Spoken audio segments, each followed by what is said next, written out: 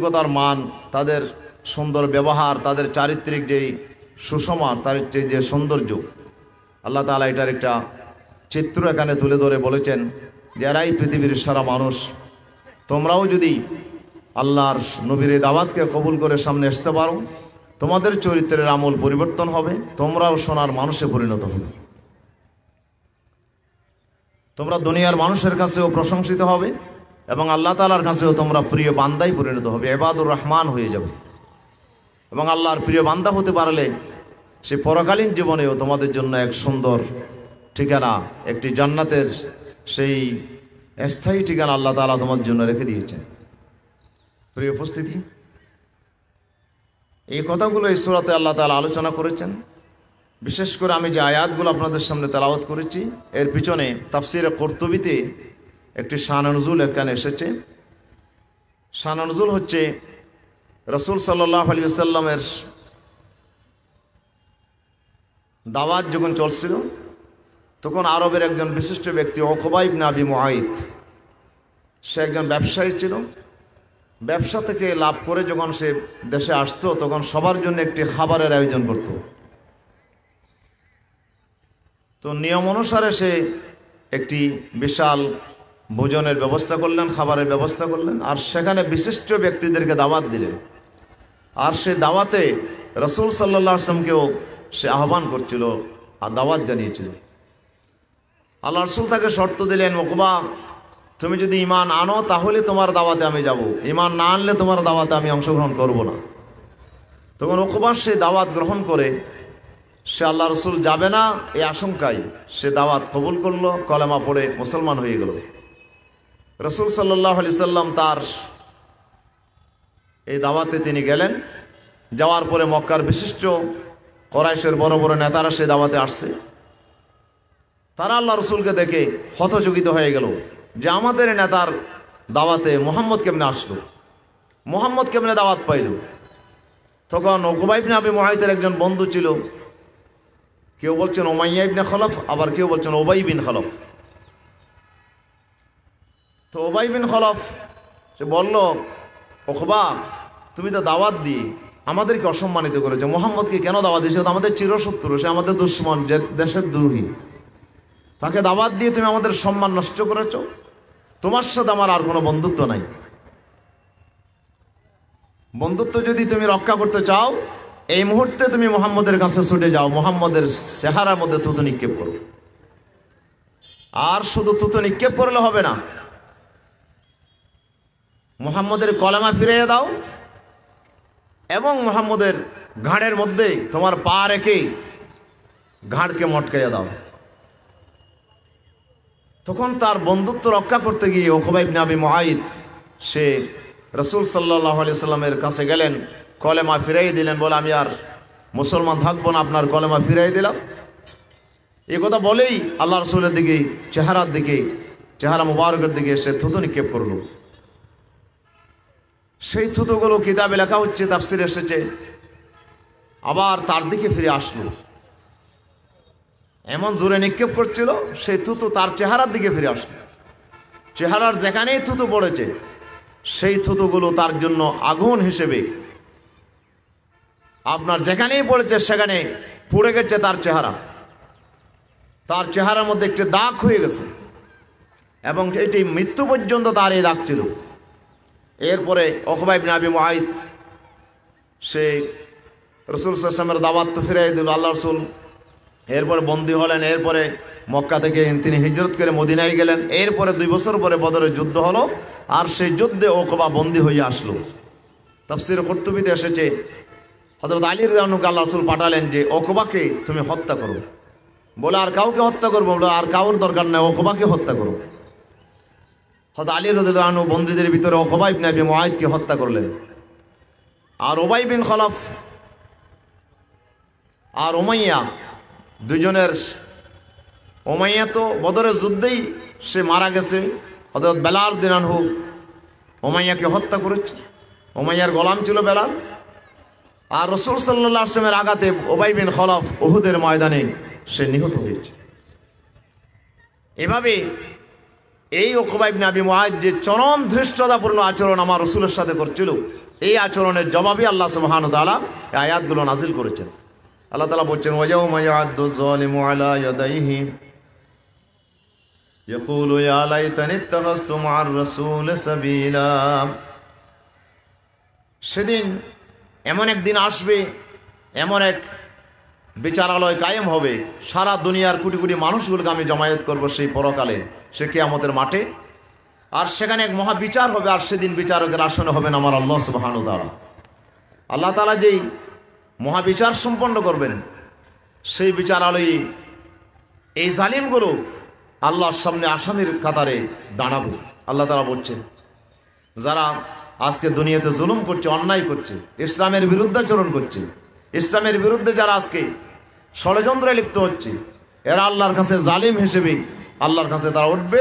আর সেই জালিমরা সেদিন তাদের হাতে তাদের দাঁত দিয়ে তার হাতগুলো কাটতে থাকবে। মানুষ যখন বেশি টেনশনে পড়ে যায়, তখন তার আঙ্গুল দাঁতের ভিতরে দিয়ে সে কাটতে থাকে। আল্লাহ বলে সেদিন এত আপনার ভীতসন্ত্রস্ত এবং বিপদগ্রস্ত হয়ে যাবে এই জালিমগুলো আল্লাহর আযাবের ভয়াবহতা দেখে, তারা সেদিন তাদের হাতগুলো তাদের দাঁতে কাটতে থাকবে।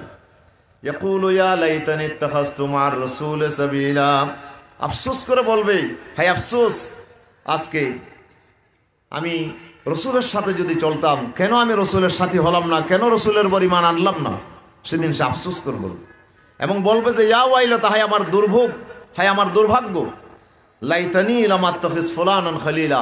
আমি যদি এই বন্ধুকেই যদি আমি বন্ধুরূপে গ্রহণ না করতাম, এই কাফের মুশরিক বেঈমান ইসলামের দুশমন, সেই তো আমাকে আল্লাহর দ্বীনের বিরুদ্ধে নিয়ে গেছে, আমার বন্ধুই তো আমার কপাল পুড়িয়েছে।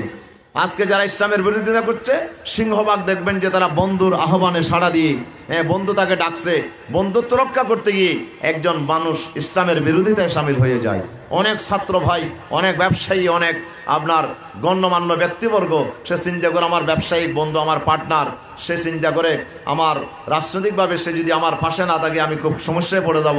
এখন এই বন্ধুত্ব রক্ষা করতে গিয়ে একজন মানুষ ইসলামের বিরোধিতায় লিপ্ত হয়, কোরআনের বিরোধিতায় লিপ্ত হয়।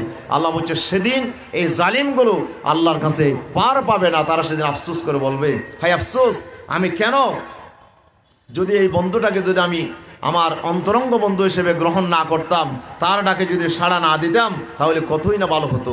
আফসোস আজকে, লাকাদ আদাল্লানি আনিয যিকরি বা'দা ইয জাআনি ওয়া কানা আশ-শাইতানু লিল ইনসানি খাযুলা। আমার কাছে কোরআনের হেদায়েত আসার পরে এই বন্ধুই আমাকে পথভ্রষ্ট করেছে, বন্ধু আমাকে বিপদে নিয়ে গেছে। শয়তান তো মানুষের জন্য খাযুলা, সে তো বড় বিশ্বাসঘাতক। সে বলবে যে শয়তান আমার সাথে বড় বিশ্বাসঘাতকতা করেছে, এ তো মানুষ রূপে শয়তান। এই শয়তান সে আমাকে বলছিল ভালোর দিকে, আমি তাকে দাওয়াত দিচ্ছি, কিন্তু আমার এই দাওয়াত আমি কবুল করে দেখছি যে সে আমার বড় ক্ষতি করেছে, সে তো আমার জন্য বড় বিশ্বাসঘাতকতা করেছে। শয়তান তো মানুষের জন্য বিশ্বাসঘাতকই। আল্লাহ বলছেন শুধু বিশ্বাসঘাতক না, চরম বিশ্বাসঘাতক শয়তান। وقال الرسول يا رب إن قوم اتخذوا هذا القرآن مهجورا। সেদিন আদালতে আখিরাতে রাসূল সাল্লাল্লাহু আলাইহি ওয়াসাল্লাম নিজেই আপনার ওই সব মানুষের বিরুদ্ধে আল্লাহর দরবারে আদালতে নালিশ দায়ের করবে, যারা এই কোরআনের দাবি যারা পূরণ করে নাই, কোরআনের হক যারা আদায় করে নাই, কোরআনের আপনার এই কোরআনের দায়িত্ব যারা পালন করে নাই, আল্লাহ রসুল সাল্লাল্লাহু আলাইহি ওয়াসাল্লাম সেদিন আল্লাহর দরবারে তাদের বিরুদ্ধে নালিশ দায়ের করে বলবে, ইয়া রব্বি ইন্না কওমি ইত্তাখাযু হাযাল কুরআনা মাহজুরা।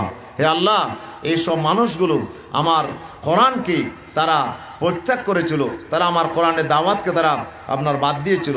হে আল্লাহ, যে তোমার কাছে আমি আবেদন করি এইসব মানুষের বিরুদ্ধে আজকে তাদের জন্য তুমি জাহান্নাম তুমি অবধারিত করো। রাসূল সাল্লাল্লাহু আলাইহি ওয়াসাল্লাম তাদের বিরুদ্ধে সুপারিশ করবেন এবং আল্লাহর কাছে বিচার নালিশ দায়ের করবেন ওই সব মানুষের জন্য যে মানুষগুলো কোরআনকে বাদ দিয়েছিল। কারা কোরআনকে বাদ দিয়েছিল? যারা কোরআনের সাথে উপহাস করেছে।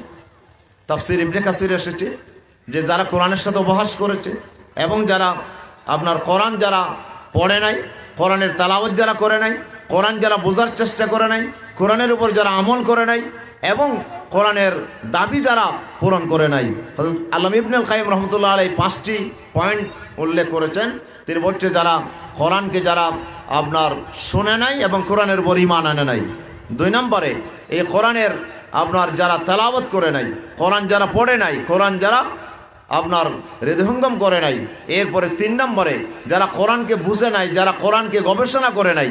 এরপরে 4 নম্বরে যারা কোরআনের আইনকে যারা নিজের জীবনের জন্য সংবিধান হিসেবে গ্রহণ করে নাই, কোরআনের শাসনকে যারা মেনে নেয় নাই, কোরআনের রাজ প্রতিষ্ঠার জন্য যারা সংগ্রাম করে নাই, আর হিজরুত তাহাকিমে তাহাকুমে ইলাইহি, কোরআন দিয়ে যারা শাসন কার্য পরিচালনা করে নাই, তারাই হবে কোরআন পরিত্যাগকারী। এবং সর্বশেষ যারা কোরআনের চিকিৎসা যারা গ্রহণ করে নাই, তার আত্মার চিকিৎসার জন্য, তার সমাজের চিকিৎসার জন্য, তার সমূহ রোগের চিকিৎসার জন্য যারা কোরআনকে যারা আল্লাহর কাছ থেকে চিকিৎসাপত্র হিসেবে যারা গ্রহণ করে নাই, তাদের বিরুদ্ধে সেদিন কোরআন পরিত্যাগকারী হিসাবে আল্লাহর দরবারে রাসূল সাল্লাল্লাহু আলাইহি ওয়াসাল্লাম নালিশ দায়ের করবেন। আল্লাহ তাআলা বলছেন, ওয়াকাযালিকা জাআলনা লিকুল্লি নাবিয়্যিন আদুওয়াম মিনাল মুজরিমিন। এরপর আমার নবীকে আল্লাহ তাআলা একটু সান্ত্বনা দিচ্ছেন, হে রাসূল আপনি চিন্তিত হবেন না, পেরেশান হবেন না। আপনার সাথে উকবা ইবনে আবি মুআইদ এবং এই জালিমগুলো আপনার সাথে খারাপ আচরণ করছে, আপনি তাদের এই আচরণ আপনি কষ্ট পাবেন না।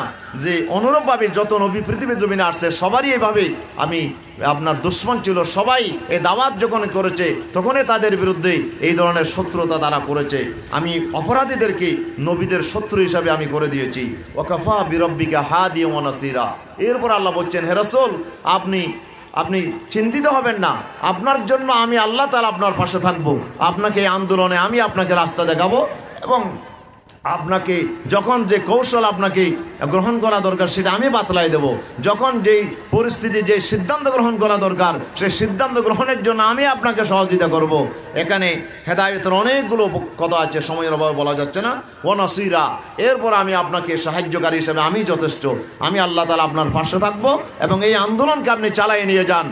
কাফের মুশরিকরা বেঈমানেরা যতই ষড়যন্ত্র করুক এই আন্দোলনকে তারা দমিয়ে রাখতে পারবে না, আন্দোলনের বিজয়কে তারা ঠেকিয়ে রাখতে পারবে না। আমি আল্লাহ তাআলা আপনাকে কৌশল বাতলাই দেব এবং আপনাকে আমি আল্লাহ তাআলা সাহায্য করব। আমি সাহায্যকারী হিসাবে এবং হেদায়েতকারী হিসাবে আমি আল্লাহ তাআলা আপনার জন্য যথেষ্ট। এই কথা রাসূল সাল্লাল্লাহু আলাইহি ওয়াসাল্লামকে আল্লাহ তাআলা সান্ত্বনা দেওয়ার জন্য বললেন। প্রিয় উপস্থিতি, এই 5টি আয়াতে আল্লাহ সুবহানাহু ওয়া তাআলা যেই হেদায়েত আমাদের জন্য রেখে দিয়েছেন সেই হেদায়েত হচ্ছে যুগে যুগে আল্লাহর নবীরা যখন এই দাওয়াত নিয়ে এসেছে, এই দাওয়াতের অপোজিটে কিছু লোক এই জমিনে দাঁড়িয়েছে। এটাই বাস্তবতা এবং সেটা রসুলের জামানায় যেমন হয়েছে কিয়ামত পর্যন্ত হতে থাকবে। এখনও আল্লাহর দিনের দাওয়াত যারা পেশ করবে তাদের অপোজিটে কিছু লোক থাকবে যারা এই দাওয়াতকে আপনার ব্যর্থ করে দেওয়ার জন্য চেষ্টা করবে। 2 নম্বর শিক্ষণীয় বিষয় হচ্ছে যে এই দাওয়াতকে যারা আপনার অবজ্ঞা করবে, এই দাওয়াতের যারা বিরোধিতা করবে, আল্লাহ রাব্বুল আলামিন তাদেরকে জালেম হিসেবে অভিহিত করেছেন। এইসব জালিমরা এক কঠিন পরিস্থিতি তাদের জন্য দুনিয়াতেও এবং আখিরাতেও আল্লাহ তাদের জন্য বিরাট লাঞ্ছনা আল্লাহ তাআলা তাদের জন্য রেখে দিয়েছেন। 3 নম্বর বিষয় হচ্ছে সেদিন সে কিয়ামতের দিন সে আফসোস করে যে কথাটুকু বলবেন। এখানে দেখা যাচ্ছে যে মানুষ ইসলামের বিরোধিতায় আপনার লিপ্ত হওয়ার অন্যতম কারণ হচ্ছে বন্ধুত্বের কারণে। এই জন্য আপনার বন্ধুকে সেটা আপনাকে দেখতে হবে, আপনি কার সাথে বন্ধুত্ব করছেন। আল্লাহ রাসূল বলছেন যে আলমারু আলা দীনি খলিলিহি, মানুষ তার বন্ধুর চরিত্র গ্রহণ করে। ফালিয়ানজুর আহাদুকুম মান ইউখালিল, সুতরাং একজন মানুষ ভালো কিনা এটা তার বন্ধু দিয়ে পরিচয় পাওয়া যাবে। এই জন্য আপনি কার সাথে বন্ধুত্ব করছেন, আপনি কার সাথে কোন দল করছেন, এটাই আপনার পরিচয়। এই জন্য আপনি এমন কোনো দল করবেন না, এমন কোনো পার্টিতে যাবেন না, এমন কোনো লোকের সাথে আপনি বন্ধুত্ব করবেন না যে কোরআনের বিরোধিতা করে, যে দ্বীনের বিরোধিতা করে। এই ধরনের বন্ধু আপনাকে দুনিয়া এবং আখিরাত 2 জগতে আপনাকে শেষ করে দেবে।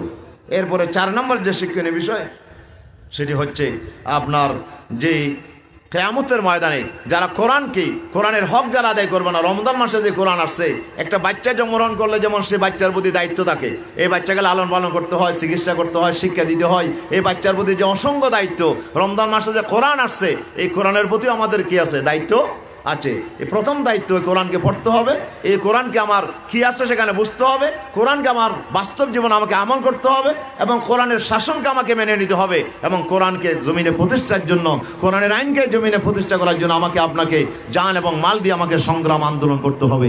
এই হক যদি আপনি আদায় না করেন তাহলে কিয়ামতের দিন আপনার বিরুদ্ধে স্বয়ং বিশ্বনবী সাল্লাল্লাহু আলাইহি ওয়াসাল্লাম যার সুপারিশ ছাড়া আপনি জান্নাতে যেতে পারবো না, সেই রসুল কিন্তু আমার বিরুদ্ধে সেদিন আল্লাহর দরবারে নালিশ দায়ের করবে। আর রসুল যদি আমার বিরুদ্ধে নালিশ দায়ের করে তাহলে সেদিন নাজাতের কোনো রাস্তা থাকবে না। সেই জন্য আসুন এই আন্দোলন সংগ্রামে আমরা শরিক হয়। এরপরে সর্বশেষ যে শিক্ষণীয় বিষয় সেটি হচ্ছে এই আন্দোলন যারা করবে তাদের পাশে দুনিয়ার কেউ না থাকলেও আল্লাহ তাআলা এখানে ঘোষণা দিয়েছেন, আমি আল্লাহ তাআলা নবীর পাশে থাকবো, আমি আল্লাহ আন্দোলনকারীদের সাথে থাকবো, তাদেরকে আমি কৌশল দেখাবো, তাদেরকে রাস্তা দেখাবো, তাদেরকে আমি হেদায়েত করব এবং তাদেরকে সাহায্যকারী হিসাবে আমি আল্লাহ তাআলাই যথেষ্ট। সুতরাং আসুন আমরা আল্লাহ তাআলা সাহায্যের উপর ভরসা করে, আল্লাহর হেদায়েতের উপর নির্ভর করে আমরা সামনে এগিয়ে যাই। আল্লাহর কোরআনের এই দায়িত্ব পালনের জন্য আমরা ঐক্যবদ্ধ সংগ্রাম করি।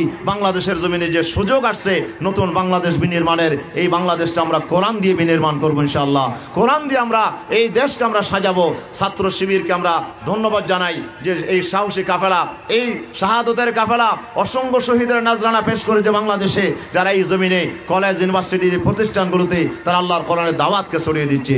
তাদের এই সংগ্রাম, তাদের এই চেষ্টা আল্লাহ যেন কবুল করেন। এই আন্দোলনের বিজয়ের জন্য আল্লাহ যেন এই ভাইদেরকে কবুল করেন। ছাত্র শিবিরের এই সব প্রচেষ্টাকে আল্লাহ তাআলা তার দ্বীনের পক্ষে কবুল করুন, আমিন। সবাইকে ধন্যবাদ জানিয়ে আমার কথা শেষ করছি। হাজা মা ইনদু আল ইলম।